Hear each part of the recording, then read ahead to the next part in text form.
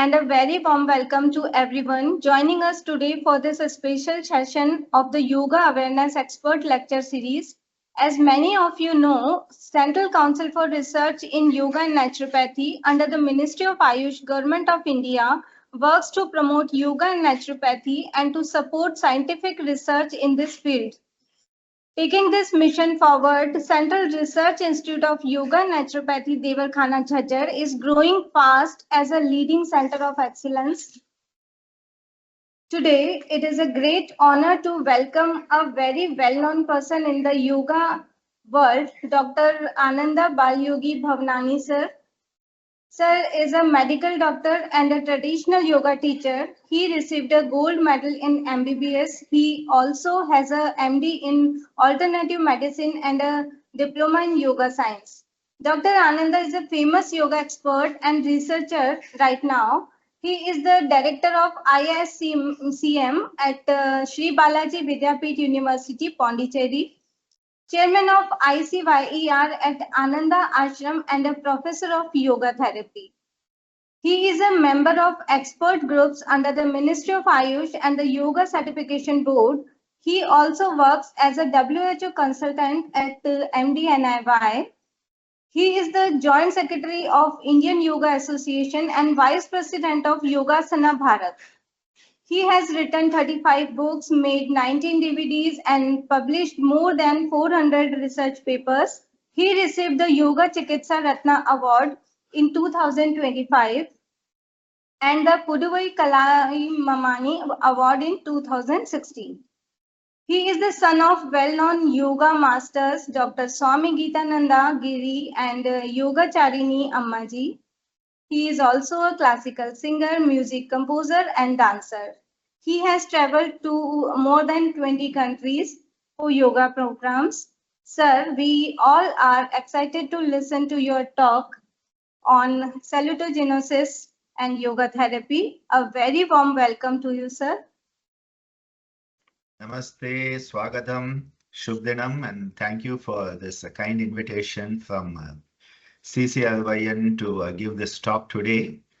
Right from the beginning in the 1980s, my beloved father and Guru Swami Geetananda Giri was a part of the CCRYN as governing council member for 2 terms. After that, my beloved mother Ammaji was a member for another term. I have been member on different committees. So this invitation is very special. And also because this is not just the CCRYN, which used to be in Delhi, but now is expanded through these institutes for research across the country. So thank you for having me here today, and going to go straight into my PPT. And also very nice to see Dr. Ingen here joining us all the way from Norway. Thank you, Ingen. Nice to have you. So I'm just going to share, and in case at any point you cannot see my slides or my slides are not moving, please do let me know, because on Microsoft Teams, often you cannot see anybody except your own PPT. So if there's any hitch, please let me know. Otherwise, I'll end up speaking for 50 minutes and you'll only see 1 slide. So with that introduction, I'm going to go straight into my PPT. So today we are looking at the topic Salutogenesis and Yoga Therapy. And this topic is very important because we want to move from pathogenesis, a focus on disease, to salutogenesis, a focus on health. And this is the most important aspect that we at the ISCM of SBB are taking forward.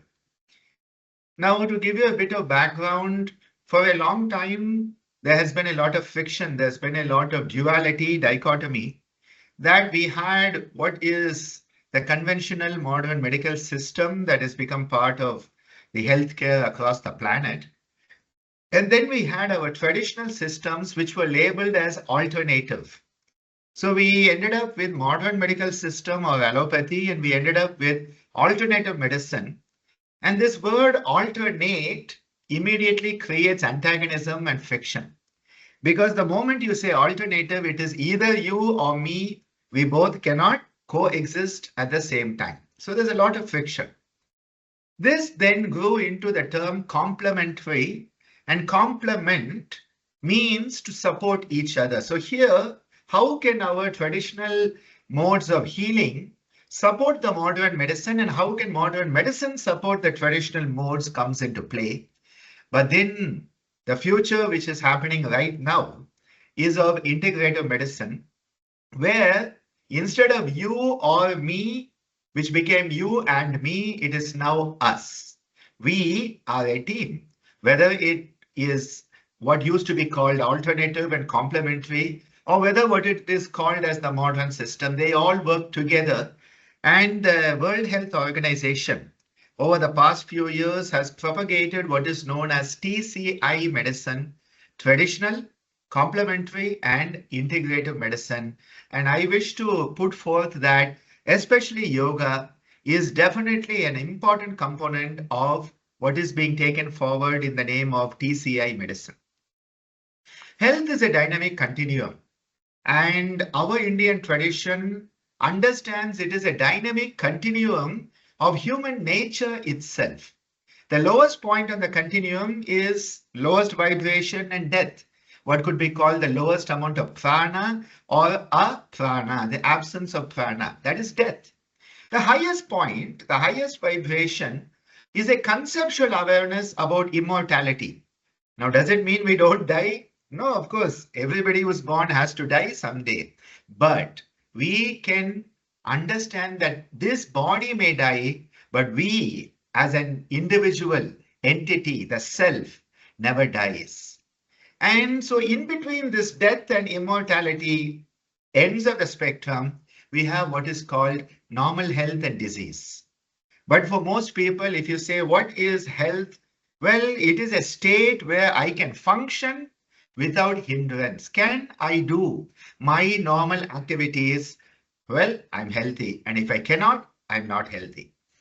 But if we understand the ultimate philosophical and spiritual aspect of health, it is part of the evolutionary process towards our innate divinity, towards attaining that Tattvamasi, Aham Brahmasmi, that aspect.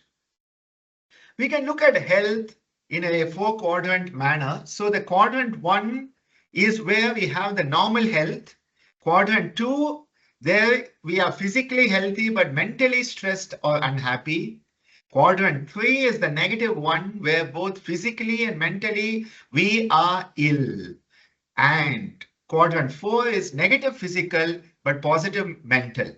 But we want to primarily move from quadrant 3, which is totally negative, to quadrant 1, which is totally positive. And if you look at the graph, at the bottom is the lowest level of prana, life, health, wellness, happiness, and all. And at the highest level, we are moving towards what Rishi Aurobindo would call Superman. That is the aspect of manifesting our ultimate divinity. I would like to say that the psycho-spiritual transformation model is from a base state, that quadrant 3, to a thriving state, which is quadrant 1. So Q3 to Q1, from survival mode, where there's instinctive behavior and violence, all the vitarkas that Patanjali talks about, where there is darkness, ignorance, and the vikalpas, and we want to move towards quadrant 1, which is light. It is the gray gold matter, the structured matter. And you can see that from level 0 to level 4, death, survival, transition, thriving, and ascension. The ascension is the highest level of wisdom and sankalpa. This is the goal of yoga. Yoganga anushtanat ashuddhik shaye jnana deepti aviveka khyate. That is the goal of yoga, that highest peak. And Abraham Maslow used to call this transcendence, which is again a very, very pertinent term for what we are experiencing through yoga. Aristotle long ago described eudaimonia as a well-lived life. You want to fulfill your purpose.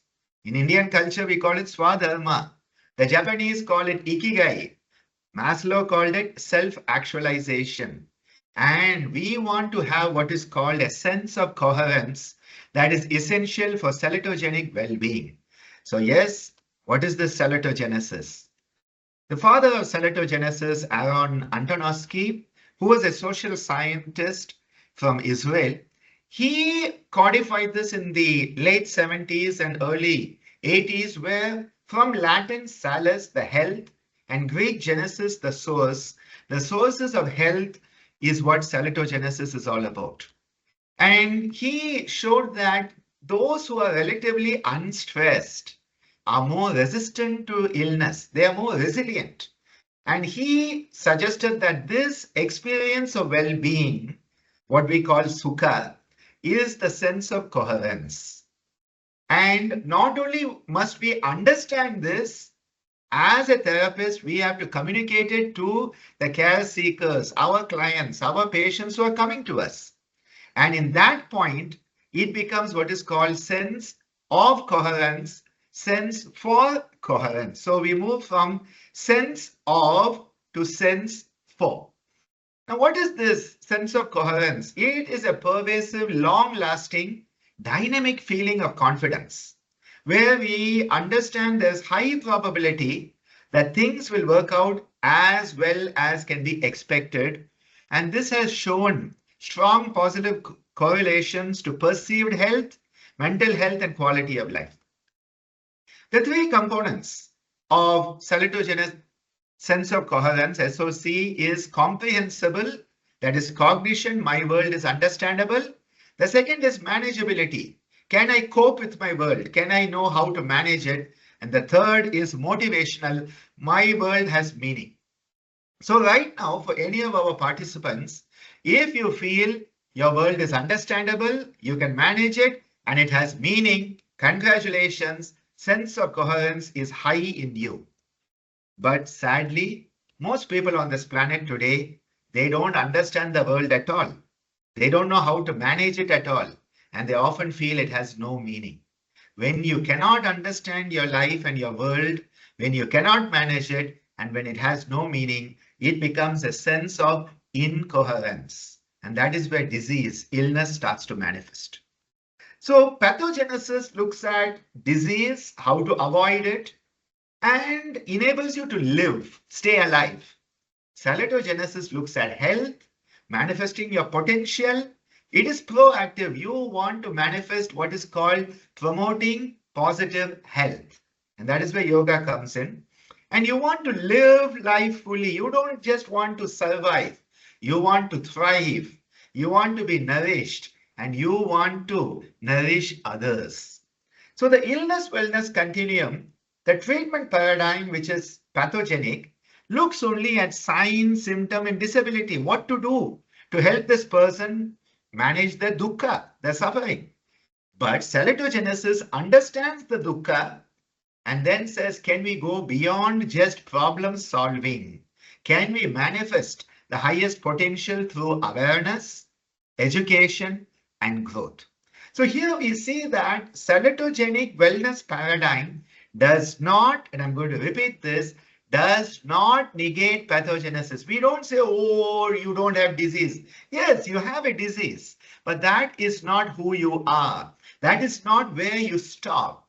We solve that to the best possible manner, and we grow so that you can become the best you that you can be at this point of time. So the sense of coherence that you feel when you can give it to your clients, your care seekers, it becomes a sense for coherence. And then the health promoting aspects of healing start to manifest. So if you ask me for one line message right now, the less stressed people have more resistance to disease than those who are stressed. If you are stressed, you are immediately vulnerable to disease. And this is why recently there was a very nice paper that talked about salutogenesis as a defining concept for a new healthcare system, where we focus on healing and not just curing. The modern medical approach wants to find a cure, a pill for every ill, a surgery for every tumor. We are stopped there. Well, I think we need to move beyond that. How can we help the person recover, repair, renew, reintegrate, and move into a state of physical, mental, social, and spiritual health and well-being? So Antonovsky suggested this very beautiful concept. He said, stressors come into us. Everybody has a stressor. Nobody is safe from it. When it comes into your system, it creates a tension. Now, at this point, how you respond to that tension and that stressor determines whether you go towards the H plus, a salutogenic health promoting pathway, or the H minus, a pathogenic breakdown disease pathway. So ultimately, health, disease are responses that occur within us in response to the choices we make towards the tension and stress that we face. When you understand the stress as a challenge to be met, as something to work your spiritual muscles, well, you end up in the H plus, salutogenic. And if you say, oh my God, this is the worst thing to come to me and I am the victim and nobody is there and gone, you have just broken down and you go down the pathogenic pathway. Ultimately, what this means is we are indeed responsible for our own health and disease responses. Now, to support this, what we need are some resources. So the lack of the resources takes us down the breakdown pathway. But if you have generalized resistance resources, specific resistance resources, see, resources are the stuff that is there available to you, but you may not be using it. For example, you live right next to the beach, like I do in the ashram here in Pondicherry. Now, whenever I'm stressed, I can go and have a nice walk on the beach. Definitely my stress levels go down. If you have a park near your house, or there is a forest or a hill or a river, you walk there, you sit there for some time, go and have a swim, you are going to feel better. You have used the resource. So it becomes a resistance resource. If you don't use it, it is a resource, but not used. If I don't go to the beach is a resource. Have I used it? No. So it is not a GRR for me. Then there are specific. Sometimes, you need a specific help. You need someone to come and give you a hug that day. You need somebody to give you 1,000 rupees that day to solve your financial health crisis. Well, that is a specific resistance resource. Specific and general. And if you have it, you can promote positive health much more easily than if you don't have it. So I would like to suggest that yoga in general is a generalized resistance resource. Yoga therapy is a specific resistance resource. Because the generalized resistance given by yoga is going to support us all. But if you have diabetes, if you have hypertension, if you have coronary artery disease, if you have insomnia, if you have bipolar, well, at that time, you need some specific practices, some specific concepts, specific tools. And that is where yoga chikitsa or yoga therapy becomes a specific resistance resource.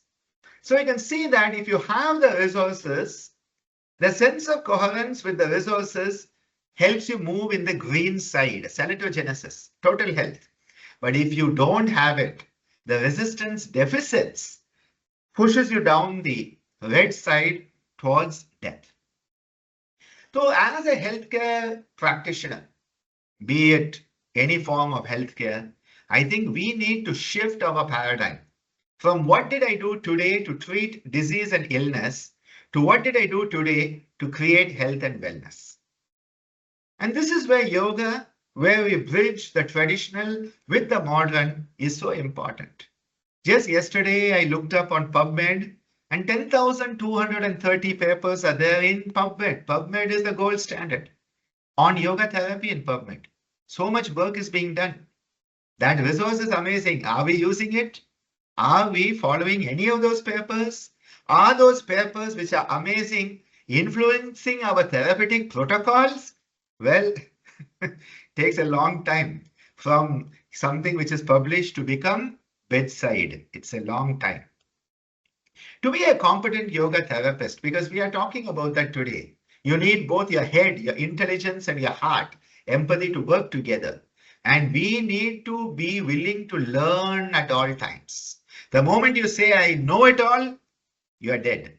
The moment you say, I want to continue learning, you continue to live. That is a big difference. And this is why this salutogenic paradigm is not something totally new. It is a new terminology. It is a new context, a new methodology to understand our traditional system, which talks about swast, samadosha sama agnischa samadhatu malakriya, prasanna atma indriya mana, swast ityabhidiyate, 600 BC. Shushruta has talked to us about it. How the doshas, the agni and the dhatu should be in a balanced equilibrium, sama. The mala should be eliminated properly. And prasannata, the atma, the indriya, the mana should have a sense of tranquil contentment. So again, a lot of people have confusion about yoga and yoga therapy. And I think this is a confusion that is becoming worse day by day. That every yoga teacher is a yoga therapist and yoga therapists are just another yoga teacher. There's a big difference. Every yoga class is not really therapeutic. It may have therapeutic benefits, but it is not therapeutic as such. And this is why yoga therapy is lying within the larger yoga. Never forget that. Yoga therapy lies within the larger framework of yoga. It is neither separate nor greater than yoga. This is a very important concept to keep in mind. And the International Association of Yoga Therapists has given a very beautiful definition about 6 years ago that yoga therapy is a professional application of both the principles and practices. Please mind it that it is not just the techniques of yoga, but the principles, the philosophy, the spirituality, the psychology, all of these are part of yoga therapy. Not just some 5 asanas and 2 pranayama put together for a protocol. And what are you trying to promote? Health and well-being. You are not using a disease-centric approach. And I'm going to come back to this a few times. Disease-centric approach is not the approach of yoga chikitsa. Individualized, personalized, health-centric, wellness-centric approach is yoga chikitsa. And in this, what do we have? A therapeutic relationship. This relationship is very important. Often you find more than even the protocol that therapist has the healing capacity. And this includes a personalized assessment, goal setting, lifestyle management, and yoga practices given for individuals or small group. If you give yoga for 10,000 people and call it yoga therapy, it is not yoga therapy. It is a good yoga promotional activity, but it's not yoga therapy. So coming back here, we want to make a leap upstream. We are all going downstream because going downstream is very easy. From a pathogenic orientation to a salutogenic orientation. So we want to work on improving the natural and built environment, manifest health, culture of active health to be developed, and develop what is called health assets. So yoga therapy works at body, mind, and spirit, where you can see that at the body level, restoring function is important. Then it starts to enable healing to manifest from within and reduce suffering. So the healing and reducing suffering is part of now the mind, and the overlap between the reduced suffering and creating community is part of the spirit. This is how the growth occurs. And this is why the healing can never be just one modality. It is not just one factor. You need to work on lifestyle. You need to work on attitude. You need to work on relaxation. And of course, never forget the most important aspect to facilitate healing is breathing. This model, which is known as the bio-psychosocial spiritual model of wellness, is a perfect model when we talk about yoga chikitsa. The biological aspect, yes, lot of documentation. The psychological aspect, yes. Social aspect, yes. And the spiritual aspect. What is the spiritual aspect? Cultivating awareness and strengthening connections to meaning and purpose. Remember sense of coherence, meaning and purpose? Exactly, that is what is happening here. And this is why the model of bio-psychosocial spiritual model is so essential when we understand yoga chikitsa. Now the WHO talks about physical, mental, social, and well, in question mark, spiritual well-being. But already in yoga, we have the methodology for that. Yama Niyama for social health, Asana Pranayama for physical health, Pratyahara Dharana for mental health, and Dhyana Samadhi for spiritual health. The four domains that are discussed by WHO nowadays are already part and parcel of the yoga tradition. It's just we have not understood it in that context. So another very beautiful correlation we can make here that my colleague at ISCM, Dr. Meena Ramanathan, had suggested, which I'm giving her credit here. The three shariras, Stula, Sukshma, and Karana, can be correlated with the Panchakosha. So Stula with Annamaya, Pranamaya, Manomaya. And you can find in Ashtanga Yoga, the Asana, Pranayama, and the Yama Niyama, they are all working at the Stula and then coming into the Sukshma. So you can see Asana and Pranayama working with the Stula, the Annamaya, Pranamaya, especially in a little bit of Manomaya, they work on the manageability part of sense of coherence. At the Sukshma, you have the Pranamaya, Manomaya, Vijnanamaya, where the adoption of Yama Niyama and Pratyahara Dharana enhance our comprehensibility. So manageability through Asana Pranayama, comprehensibility through Yama Niyama, Pratyahara Dharana, and at the Karana level, the Anandamaya, Dhyana and Samadhi, enabling us to work with that meaningfulness aspect. So the three aspects of sense of coherence, manageability, comprehensibility, meaningfulness, again, the Ashtanga Yoga model enables us to work on this very well. And this is why, again, another good colleague of mine, my dear Sadbir, he has suggested that how these practices work on different domains, fitness domain, self-regulation. Dr. Ingan, who's here in this meeting, along with her, we have co-authored a very beautiful chapter on yoga and self-regulation. Yoga is not about which muscle is working. That is very, very limited. Are you able to regulate yourself, regulate your body, regulate your breath, regulate your emotions, regulate your relationship, regulate your sense of who you are, and regulate the pathways that you are choosing to be who you are to be in this lifetime? Amazing regulatory tools are there. Again, awareness. Very important aspect of yoga is the awareness.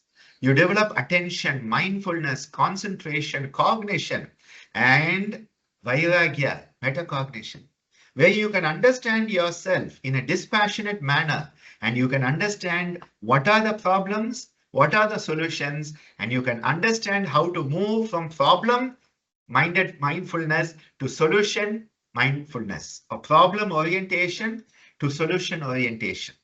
And spirituality, the transcendence.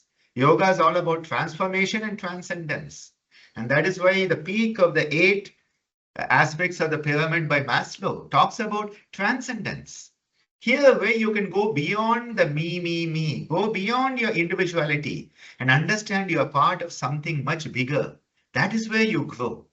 That unitive state, which is the state of dhyana and samadhi, the flow, again, dhyana, samadhi, transformation, enhanced life meaning and purpose. Again, sense of coherence. And through this, the global human functionality, physical and mental health is improved. Physical, mental, emotional performance is improved. There's positive behavior change. Very difficult to change anybody. Because to change the mind, the thought patterns is one thing. To change the behavior is another thing. So many therapies are trying to change the behavior, because when your behavior changes from unhealthy pathogenic behavior to healthy salutogenic behavior, your whole movement from illness to wellness will happen. Similarly, social responsibility. We talk about sustainable development goals these days, the 17 goals. Well, yoga really enhances it. Values, relationship, quality of life, the life purpose and meaning, and spirituality. So here I have been talking about the difference of not reductionistic approach to yoga. Because if you look at yoga chikitsa, its goal is salutogenesis. You want to manifest sukha, a sukha sthana. Whereas Yogapathy is only looking at disease. You have hypertension, can I teach you Chandranadi Pranayama? You have diabetes, can I teach you Viparita Karani? That is a Yogapathy approach, which is very much, it is good, but it is pathogenic. It is only looking at the symptoms. It is not looking at root cause. In Yoga Chikitsa, we want to understand the Heya Hetu Hana Upaya. What is the Heya Hetu? What is the cause behind the suffering? And again, there is an integrated holistic approach. Whereas if you look at Yogapathy is segmented and you want to empower the individual in Yoga Chikitsa. In Yogapathy, often it is prescriptive, like a medical doctor prescribing drugs, you're prescribing yoga techniques. What's the difference? Not much. And the ultimate goal is sustainable balance. You want to remove the dukkha samyoga, as Sri Krishna tells in the Bhagavad Gita. Whereas in Yogapathy, it is temporary relief. Now, often we need to mix a bit of both. Because somebody comes to you with a problem, they want some relief. So the Yogapathy approach is okay in a very immediate short-term level. But if you are trying Yogapathy on a long term, you are going to have a lot of issues. Which is why Yoga Chikitsa is definitely much different than Yogapathy. Coming back, I mentioned Heya Hetu Hana Upaya. The Heya Hetu model is trying to understand what is the problem, what is the cause of the problem. So it works on comprehensibility. The comprehensibility part of sense of coherence, to understand the symptoms and disease, try to analyze the root cause and understand the management, GRR and SRR. The manageability is the Hana. So Heya Hetu Hana Upaya. That Hana is the manageability, clarity of what do we want to attain, what is the goal we are setting, and motivation to follow the concepts, the practices regularly. And the Upaya gives us the meaningfulness. Empower the care seeker through different techniques of yoga and look for meaning and purpose in the approach as a care provider.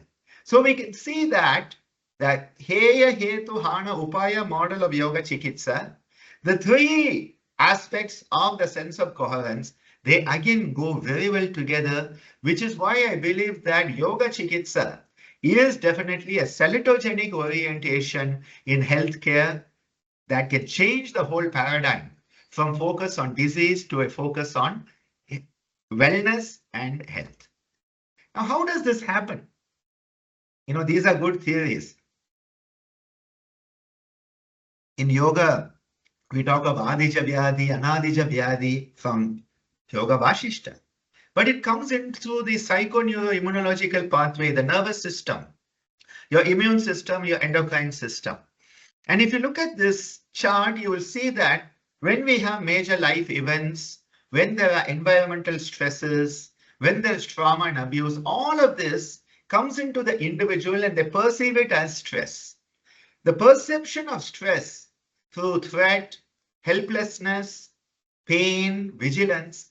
Now, based on individual differences, which may be genetic, development, experience, training, and goals, and the behavioral responses, fight or flight, or their personal behavior. Somebody is stressed, they start to drink more. Somebody is stressed, they start to smoke more.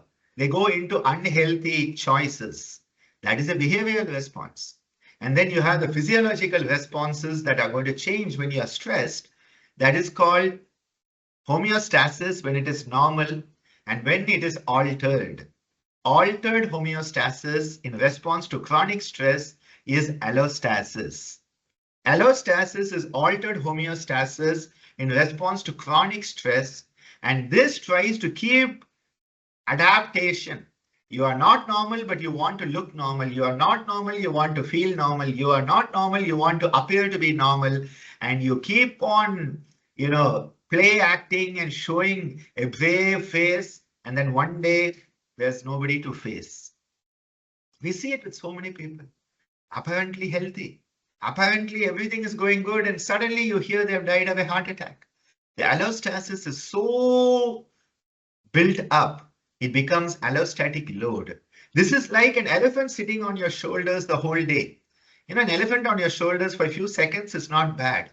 For the whole day, for the whole week, for the whole month, for the whole year, aha, you're going to collapse soon. That is what happens with allostatic load. And that is where disease manifests. So what is the point that we can change through yoga? You can see I'm highlighting perceived stress. This is the most important window. Oh, I will do Chandranadi pranayama and the BP will come down. I will do Shavasana, heart rate and blood pressure will come down. Autonomic tone will change from, the sympathovagal balance will change. Sympathetic will come down. The high power, low power. What is most important? What happens in here? The moment you change what happens in here, you change what happens to the rest of the body. If there is a snowball at the top of the mountain, stop it when it is a snowball. It's very easy. If that snowball starts to come down, after some time, it will become bigger and bigger and it will trigger an avalanche. That avalanche is disease. Today, we are trying to deal with the avalanche, the disease, and we have forgotten where it started, that snowball. That is the perception of stress. If you don't perceive it as being stressful, you will not be stressed by it. Which means nothing can stress you unless you let it stress you. Nothing can stress you unless you let it stress you. This is a very important lesson. Changing the perspective, it is called Pratipaksha Bhavana in yoga. When you find a negativity flooding your system, dilute it by changing the way you perceive it. The poison in a cup can kill an individual, but the poison, the same amount of cup of poison put into the town's water supply will purify the water and make it fit for everybody to drink and be healthy. What is the difference? Perspective is the difference. If your perspective is like an ant, small perspective, every wave will look like a tsunami. Oh my God! But you expand your perspective to become a giant. You grow in your perspective like a Vishwarupa Darshana of Mahavishnu. When you become the giant, even a tsunami will just be a wave for you. You can step over it. The difference is in attitude. That attitude changes the altitude of perspective. And this is why I often repeat that if your nose is in the mud, you will only smell the mud, taste the mud, feel the mud, touch the mud, see the mud, nothing else. But if you stand up, suddenly the whole picture changes. You go up into the top of a tree, the whole perspective changes. You go up in a hot air balloon, changes. Go into a satellite and suddenly everything looks okay. When your nose is in the mud, it is pathogenic disorientation, right? Sense of incoherence. You go up into the satellite, sense of coherence will automatically be there. Change your perspective. That is Pratipaksha Bhavanam. That is the adoption of Vairagya. As Bharat Vihari tells us in the Vairagya Shatakam, Vairagya meva abhayam. Roge roga bhayam. If you enjoy your worry about disease, if you have beauty, rupe, jara bhayam. If you are beautiful, you're worried of becoming old and losing that beauty. If you have knowledge, you're afraid of somebody defeating you in a debate. If you have, because you want something, mind, you are afraid of losing it. So bhaya is there. Through vairagya, abhaya is there. In abhaya, there's no stress. And that is that capacity to take a step back. We often say, if there's a problem, take a deep breath in and count to 10. Even in those 10 seconds, a lot of things change. Sleep over it. Next day, things are changed. Why? Distance. That changing the perceived stress is the most important aspect of yoga. Because what we find is that if that stress is not stopped at the origin, it then comes through the hypothalamo pituitary adrenal axis, the HPA axis, and the sympatho adrenal SAM pathway. So HPA, which is chronic stress, SAM, which is acute stress, the glucagon, the cortisol, the epinephrine, all of this comes, and what happens? The blood glucose goes up, dyslipidemia, behavioral effects, immunosuppression or inflammation, the inflammatory cytokines, blood pressure goes up, clotting goes up, heart rate goes up because of stress. Now, what is the good news? If you look at this diagram, you'll see that next to cortisol, there's an asterisk. Renin, there's an asterisk. Insulin, there's an asterisk. Epinephrine, there's an asterisk. The asterisk is where already we know that yoga works. Yoga works on reducing the blood sugar. Yoga works on reducing the cortisol. Yoga works on changing the inflammatory markers. We are seeing that. So the good news is, yes, yoga can work, which means yoga may be the antidote to stress. That is one way we can postulate it. And this is why Streeter, in one of their very important articles, suggested that the underactivity of parasympathetic nervous system, and again, the GABA. GABA is a very important neurotransmitter because it is the one that can enhance self-regulation. So what we find is the GABA is diminished in most people. But what happens? You can start to enhance the GABA activity through yoga. And the moment you start to enhance GABA, you start to reduce the sympathetic, you enhance the parasympathetic, you start to reduce the allostatic load. Remember that elephant on your shoulder? That elephant becomes a small toy elephant, okay? Which is an easy one to carry on your shoulder compared to a full-blown heavy elephant. And this is why when we look at the sympathetic pathway, it will never let you heal. It is the parasympathetic that manifests healing from within. And that is why the most important contribution of yoga, many of you are taking yoga into healthcare. The most important contribution is relaxation, because without relaxation, you cannot heal. And this is why you want to induce what is called the relaxation response. So again, is it just the technique? No, it is a change of the whole lifestyle.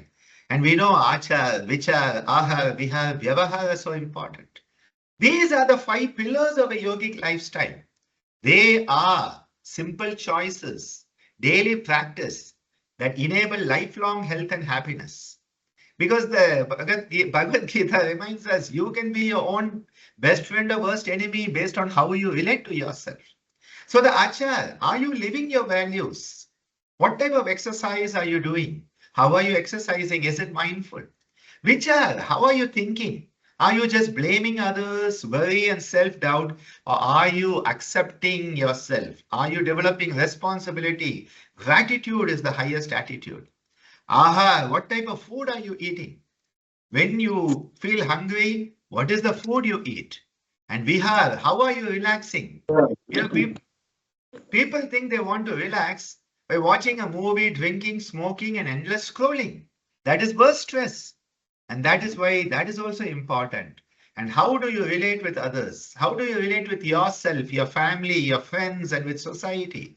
Healthy relationships are very important.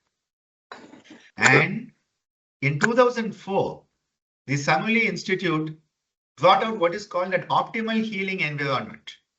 They are saying there is the internal domain.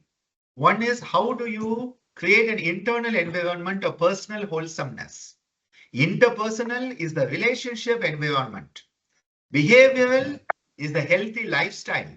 And external is the healing spaces and ecological sustainability. I believe that yoga can work with all of these optimal healing environments. I'm going to now talk for a few moments about the lifestyle choices we make. Because poor lifestyle choices are a key contributor to chronic disease. We know what is a healthy lifestyle, but we lack the behavioral skills to sustain the habits. You know, nutritional counseling can be given, exercise training can be given, stress management techniques can be given. And that is why we find a comprehensive lifestyle modification program. The people who participate in that, they have rapid, significant, clinically meaningful and sustainable improvements. But the biggest problem is we humans are resistant to change. Knowing it is healthy is easy, but following it is tough. We are like Duryodhana. We know what to do, we won't do. We know what not to do, but we won't stop doing. And this is why a friend of mine, a diabetologist, had a client come to him. And the man was saying, how are my glucose values? And he said, well, you are going into pre-diabetes And he says, yeah, my parents were diabetes, give me some medications, I can take only once a day. And the doctor says, well, let's start lifestyle changes, diet, exercise and all. And so he gave him this whole beautiful lifestyle package. But you know what the patient says? He says, well, the best way to prevent diabetes is to live like I already have it. And he said, then why should I do it? Why should I want to prevent diabetes? Let diabetes come and then I'll take the medicine. We are so lazy as a human race. We are so lazy. We know the right choices. We will not do it. We know what will worsen our health and we will not stop doing it. This is why it is very difficult to work with human beings. We have to move from that pathogenesis to salutogenic orientation and really motivate them. And this is why we need to move from that limited reductionist perspective of health and even yoga as a therapy to focus on wholesomeness, salutogenesis, and that way we can move consciously, mindfully from dukkha to sukha. My beloved father and guru, Swami Geetananda Giri, so beautifully used to tell us, health and happiness are your birthright. Learn and live yoga, for then you will know true health and happiness. Today, people have forgotten that health and happiness are their birthright. You have to claim it. How do you claim it? By living the way you are to live. Another statement Swamiji used to say, he said, if you want to be healthy, do healthy things. If you want to be happy, do happy things. Today, we want to do unhealthy things and be healthy. We want to do unhappy things and be happy and take one pill or give me one pranayama that will help me. You have to change the way you think. You have to change the way you behave. You have to change the way you live if you are going to change what happens. And this is what in Pondicherry at our Institute of Salutogenesis and Complementary Medicine, we are trying to do. Our university is an A++ accredited university. In fact, the latest is 66 is our ranking in NIRF, where yoga therapy, music therapy are being offered, and a huge number of participants have benefited, huge number of publications.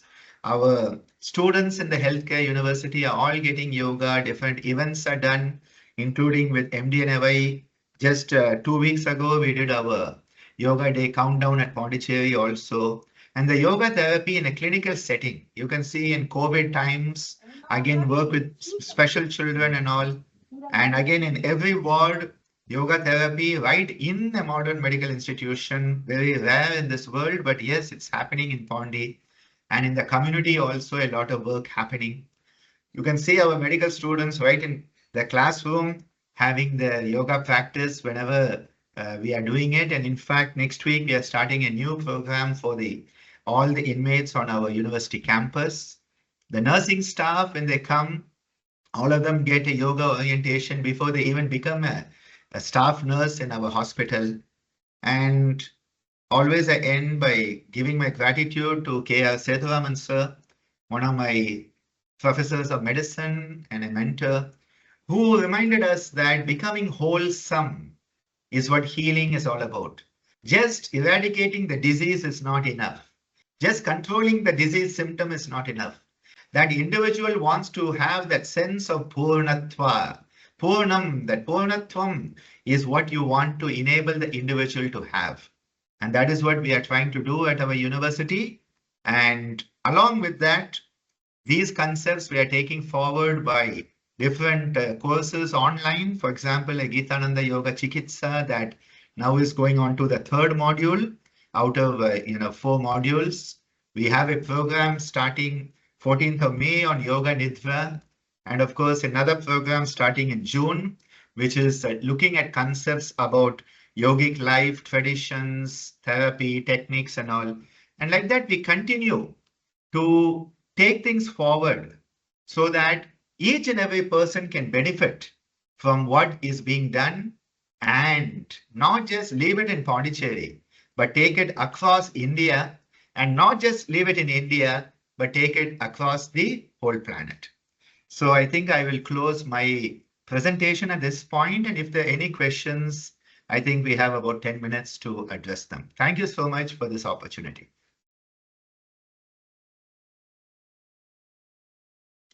Thank you so much, sir, for such an informative session. If anyone want to ask question to sir, you are welcome to do so now.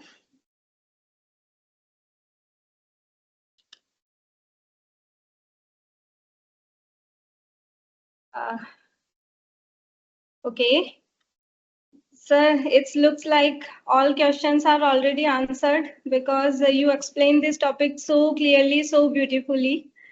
Thank you, sir. It would be an honor to host you again in the future. Today's session was truly inspiring and enriching for all of us. Yes. I think we have a question from Dr. Yes. Ravi Verma. Okay. Yes, sir. Take that question. Yeah. Sir, please ask your question.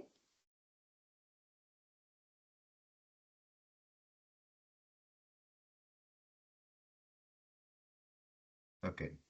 He has typed the question. He's saying how to teach yoga therapy for BA/MS students. Well, I think the most important aspect is that we should not wait for somebody else to do it. We have to do it ourselves.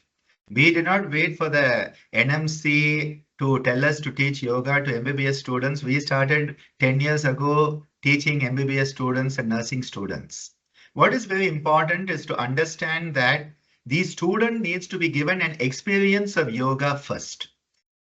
Telling them that these are the yoga practices for diabetes, these are the practices for hypertension is not important.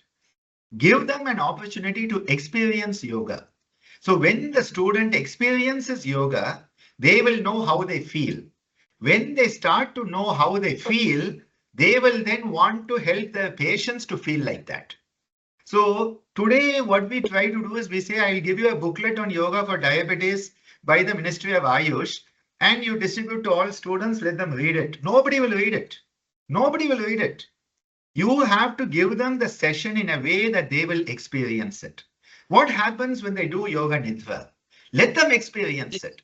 What happens when they do Nadi Shodhana Pranayama? Let them experience it. What happens when they do Surya Namaskar? What happens when they do Kapalbhati? When they do Viparita Karani, Sarvangasana, Halasana, how do they feel? How does that hypothalamo-pituitary adrenal axis change feel for them? Once they feel it, then they will take it forward.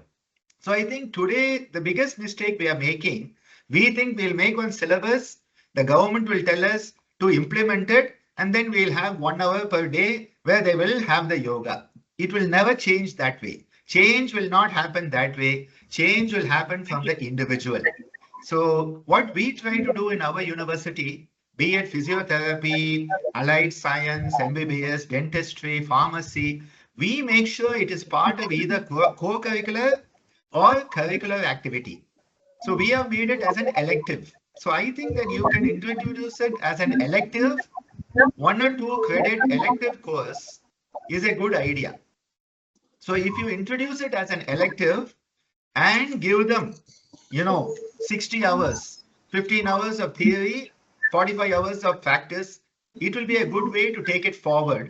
And today, the Ministry of Ayush through Yoga Certification Board has opportunities for them to get certified. You have through Indian Yoga Association different accreditations, recognitions. Give it to those students. Our medical student, when he comes out with MBBS, he also has at least 1 level from YCB and he'll have a certificate from Indian Yoga Association. Try to bring it that way. Give them the experience, give them the concept, and give them some certificates so when they come out, they also have that. I think this is what we need to do. And Prasanna Lakshmi, I see. Sir, yes, please tell me. Sir, I have one question. I'm Dr. Shyamala Vijay Siva. Yes, please. Sir, I want to know whether salutogenesis is equivalent to IAYT, integrated approach to yoga therapy, or salutogenesis means everything. It includes yoga therapy, and also we have to include modern methods and also homeopathy, Ayurveda, Siddha, and we have to work on all the levels, Stula, Sukshma, and levels. So this is my doubt. Please clarify, sir. Yeah, thank you, Dr. Shamala. So you see here, first of all, salutogenesis is a paradigm. It is a concept which is looking at wellness. So it is not yoga, it is not modern medicine, it is not Ayurveda, it is not Siddha, it is not naturopathy. It is looking at the individual's sense of wellness, resources. That is what it is looking at.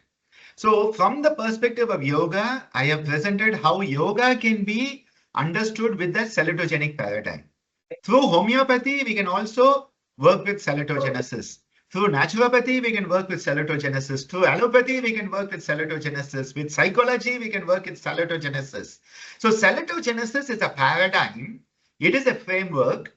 The different therapies, we can find the linkage to enhance the focus. The main thing is we don't want to focus on disease. We want to focus on wellness. So from illness to wellness, that shift is salutogenesis.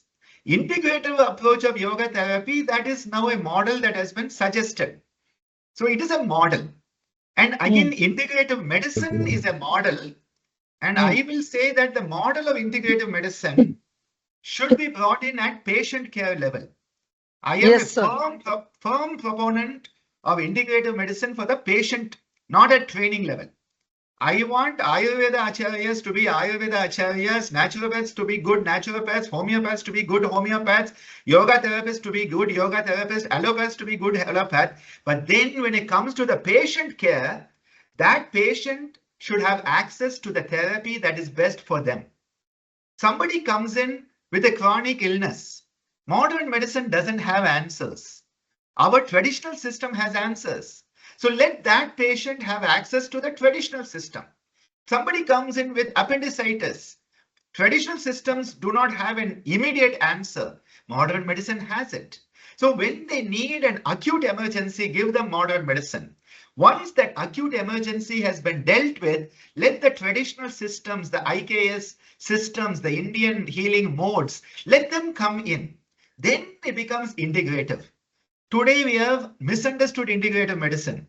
We think integrative medicine means the patient comes, he'll have one consultation with a homeopath, one with an Ayurveda, one with a naturopath, one with a yoga therapist, one with a cardiologist, one with a nephrologist. That is not integrative medicine. Integrative medicine is understanding the integration of the individual. What do they need? Which system can benefit them most? Let that system work with them. That is integrative medicine. So integrative medicine is very, very important at patient care level. And I believe that at least 40% of the patient coming to hospitals, they don't need to go to the allopathic doctors. They can go to our traditional system and get benefit without, putting weight on the modern medical system that is overburdened. You come to Pondicherry in Jipma, 5,000 patients every day going through that OPD.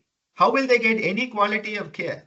Now, if those 5,000 patients, 1,500 or 2,000 patients who did not need emergencies, didn't need the allopathic model, were given the other models, you reduce the strain on that modern healthcare and they will get the benefit. So they get the benefit, cost is brought down. See, the moment you bring yoga therapy into the equation, the drug dosage will come down. If drug dosage comes down, two things happen.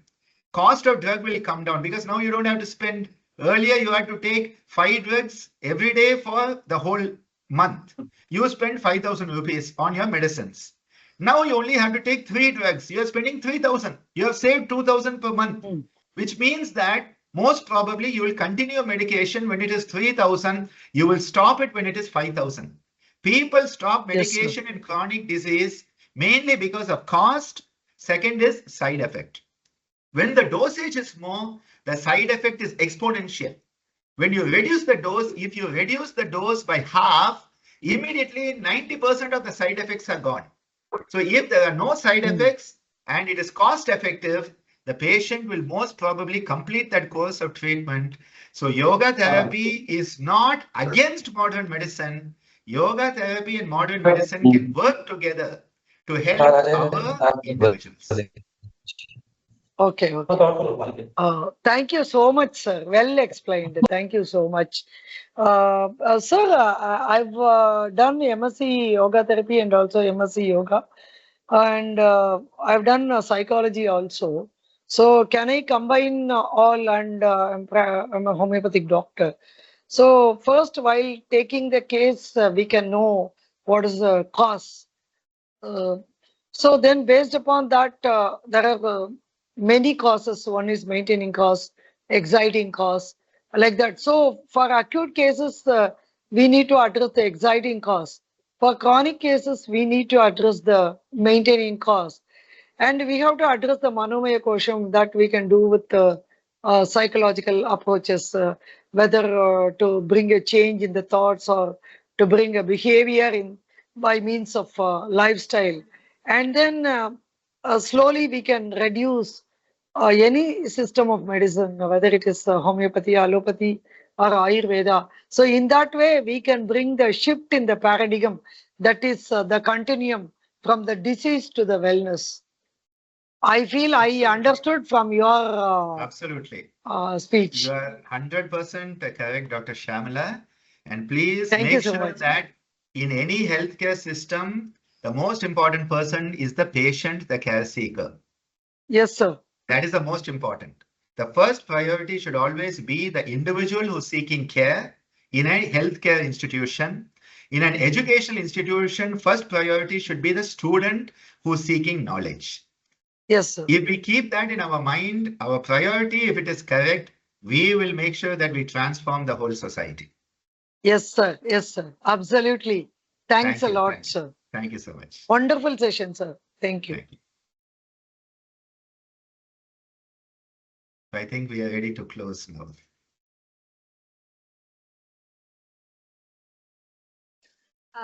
Thank you, sir. Thank you once again. It would be an honor to host you again in the future.